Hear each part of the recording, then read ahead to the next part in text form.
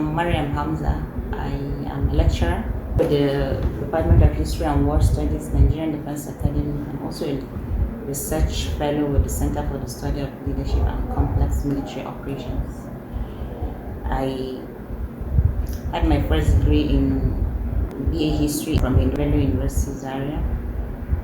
My second degree I obtained here at the Nigerian Defense Academy in military history, and also my PhD too I obtained from same department in 2020. I also have a postgraduate diploma in education. So, and then one of my passions is actually around gender studies, women studies.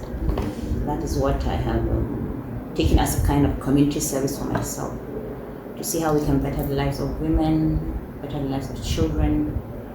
And then I do small businesses on the side like that. I'm married, I'm blessed with 4 children. In my own view, it's just a process of empowering, a woman so as to reduce the level of poverty. It's the 5th Millennium Development Goal, but you see, it's an indispensable tool that cannot be wished away, because it's a tool for development, it's a tool for power, it's a tool for sustainable development of wealth, So women empowerment, as far as I'm concerned, is an economic tool that can be used for growth, and it comes in different phases. We have social empowerment, we have economic empowerment, we have educational empowerment, we have health empowerment, we have psychological empowerment. All this are different empowerments that can improve the life of women. If we're going to take it bit by bit, okay, let's say for instance start from social empowerment. For me, the society needs to find a way to help women find their voice. The society needs to find a way to strengthen women on their social relations, so that she'll be readily accepted in society, and whatever contribution she can give is also accepted and encouraged, in such a way that whatever it is she's contributing to society will be accepted, right?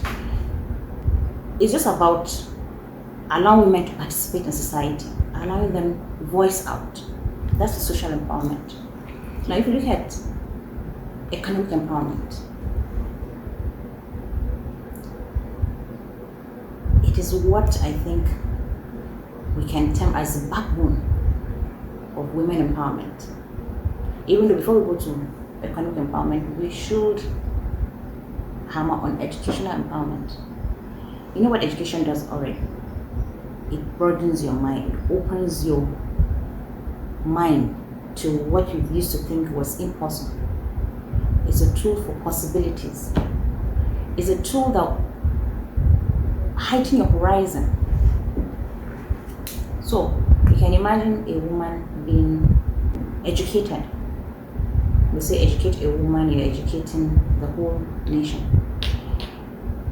Education alone on its own will be the opening for social empowerment, it will be the opening for economic empowerment, it will be the opening for political empowerment. Because without education, how would a woman even be aware that she has all these tools at her disposal and can be used to raise her status in society, to change her life completely, to take her power as a woman, and to contribute meaningfully in society. It is also the tool that will give room for political participation. Why do we need women to participate in politics. It is for a reason, and the reason is this. We are always shouting gender equality, but we're not really saying that the men and women are the same. What we just need is for them to be carried on along. What opportunity is given to men should be given to women. And how do we get that? It's through gender equity, fairness, justice, right? So, education is that tool that will open the way for all of this empowerment, social, economic, health, psychological, whatever you're thinking about. Education is the main key. If you look at now economic empowerment, how do we talk about empowerment without economic empowerment? Already, poverty has been weaponized. And if you look at the percentage of women in the world, women are the poorest. Studies have shown that women work longer hours, they work more in the informal sector, they've been a huge contributory factor to the economic sector, but yet they're not quite recognized, right? So if we cannot talk about empowerment without all of these factors that we're talking about, social, economic, psychological. When we're talking about psychological, we're talking about how women's self-confidence is built. So if you look at it, women empowerment encompasses a lot of things. They are multidimensional. And they're intertwined. One leads to the other, and another. First of all, like I said, women empowerment changes life. It allows women to depend on themselves, provide food for themselves, provide shelter, provide clothes. Women empowerment can make a woman have make better health choices. If you look at it, an educated woman who knows what she needs to do, maybe in terms of maybe nutrition of her children, will be able to know what the child needs at what time. If a woman is empowered, she has the power to decide when she wants to have children and how to space the children. Even their diet, like I said, is better planned. Their education too is better planned. Because of what? Because of now the woman is already, her mind is already open. She now understands what she needs to do. It's a way of also getting out of poverty. Poverty brings upon us a lot of things, especially we women. But when a woman is empowered, she has the skills, she has the knowledge, you see, a lot of things would change for her. And there's something about women empowerment. A woman who is empowered, even in the society, she's viewed differently. People respond to her differently. People respect her decisions she takes, or the contributions she makes in society. So it's a whole round phenomenon that cannot be wished away. First of all, education. When you give a woman education, you have given her what? You have given her life. You have given her power. You have given her a means to development, which does not stop with her alone. When you give her power, meaning you have given her financial key to access a lot of things.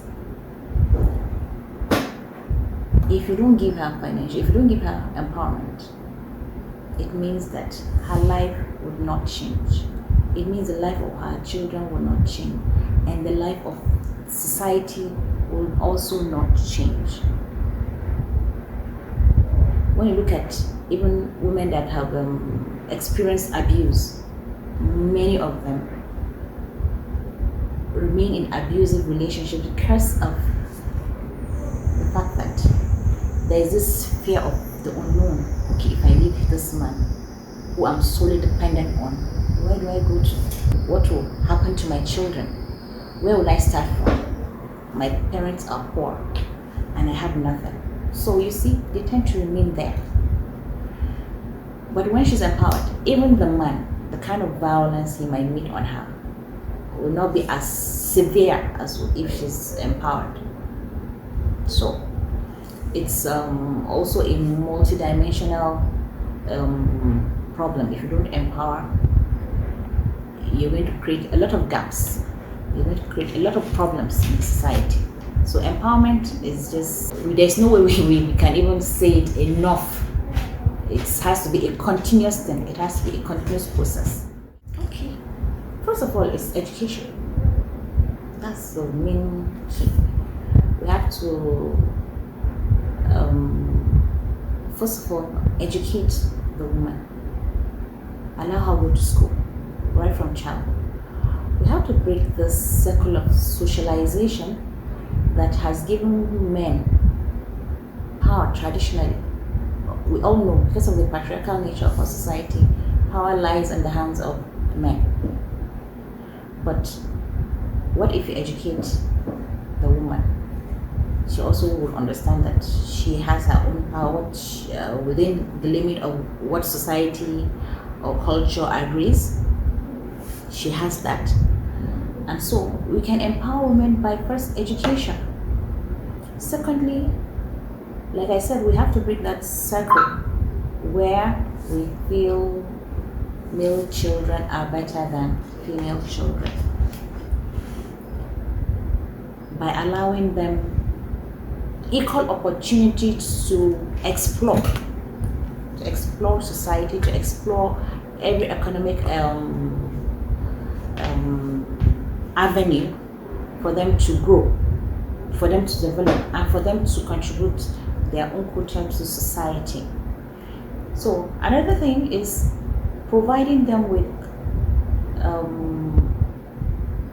asset, with loans. It will amaze you to know that in the world, it is said that that 30% of businesses, registered businesses, is in the hands of women, but yet only 10% can access loans, financial help for them to set up their businesses. So I think another way to help women when it comes to empowerment is to grant them access, easy access to access these loans. Another way is to provide them with financial literacy on ways to carry out their businesses, to make it sustainable. We have to give them skills, teach them and reteach them and reteach them. That's another way. And then through political participation too, because there are certain decisions that can only be pushed by women because they understand the pains of other women. But then women can't do it alone. They also need the help of men to push this agenda, because certain policies, certain programs need to be pushed by both men and women in society. So I think that is basically one of the ways to really can be empowered.